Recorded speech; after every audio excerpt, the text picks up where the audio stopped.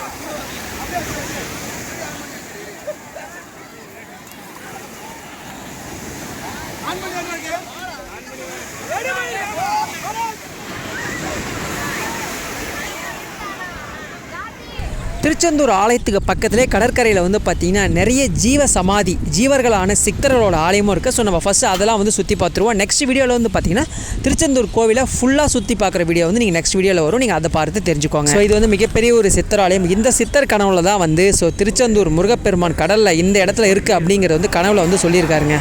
திருச்செந்தூரில் வந்து பார்த்திங்கன்னா சுவாமியை தரிசனம் பண்ணோம் அப்படின்னா ஸோ 1 to 2 hours மேலே இந்த மாதிரி கியூவில் நின்று தாங்க வெயிட் பண்ணி தாங்க பார்க்கணும். நாங்கள் அது மாதிரி தான் பார்த்தோம். லீவ் டேஸில் வந்தீங்க அப்படின்னா ரொம்பவே ரஷ்ஷாக இருக்கும். ஸோ நீங்கள் வந்து ஃப்ரீயாக சாமி பார்க்கணும் அப்படின்னா ஒர்க்கிங் டேஸில் வந்தீங்க அப்படின்னா கொஞ்சம் ஃப்ரீயாக சாமியை தரிசனம் பண்ணிட்டு போகலாம்.